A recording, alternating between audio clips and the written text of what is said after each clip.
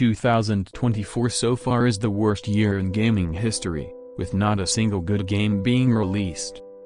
But in this dark times when mankind haven't expected to ever feel enjoyment again, an indie dev with the name DDBoy_XD brings hope with a new update for his game, Excrement Expedition. But what exactly is Excrement Expedition? Despite the name, it is not a dogshit, at least not entirely.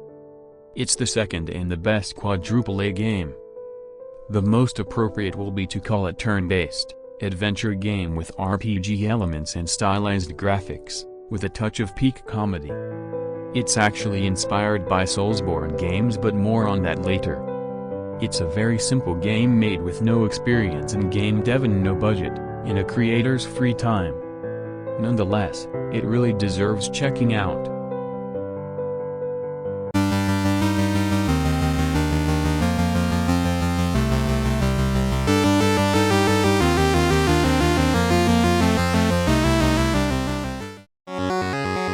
In Excrement Expedition you play as an adventurer called Paul, very epic name I know, that reads in a book about a legendary place called Rectorium and wants to become its next lord.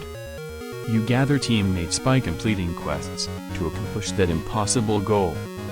Maybe the real expedition were the excrements we made along the way. I mentioned inspiration from Soulsborne. This game's story and exploration is inspired by the creations of the Messiah himself. The story is simple and it's only a background for gameplay, but the lore is creative and mysterious. It is mainly told by item descriptions and NPCs as well as the knowledge shards, a collectibles hidden in various places which you can find across the map and read the lore of individual enemies. Also, the exploration is not linear. The game doesn't tell you directly where to go, and instead you need to explore and find places scattered across the map like in Elden Ring. There's also plenty of optional content that is definitely worth trying because some optional areas are actually better than the mandatory ones. The game even includes post-game content, keeping the player engaged even after seeing the final credits.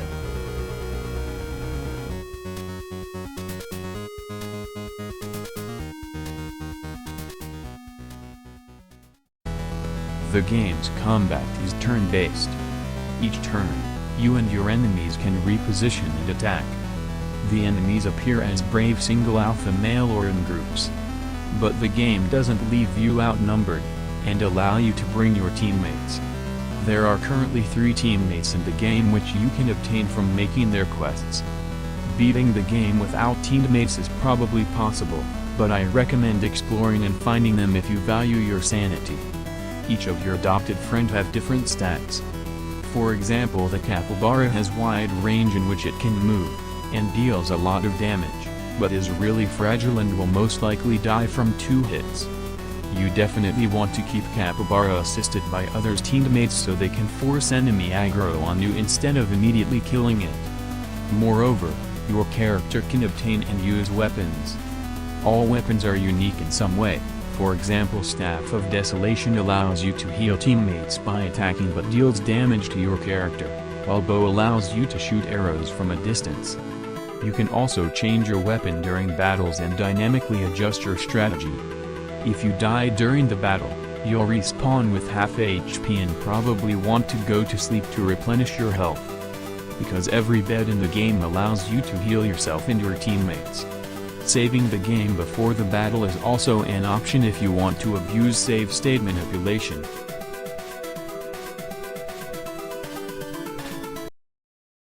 You clearly see already that the game has minimalistic graphics, although some areas need optimization. Every model in the game tries to keep blocky aesthetics, which reminds of Minecraft, but in reality is very different and the game has its own style. Areas are very distinct from each other. One time you're in a cave and then suddenly end up in snowy mountains. Not to mention that dungeon have levels like space or floating islands. And if you wonder what is the dungeon, it's the post-game level where you explore different unique maps and every next map is picked randomly so you never know what awaits you next. It has some unique enemies, which are not present in the story, so it's worth it to go here and explore new things. Last thing I want to talk about is humor. The game features harmless, cartoonish-like humor, although kids are not the targeted audience. There's plenty of references to popular culture and other video games. Like this scene has at least 3 references. Some people will like it and some not, but generally everyone should be satisfied.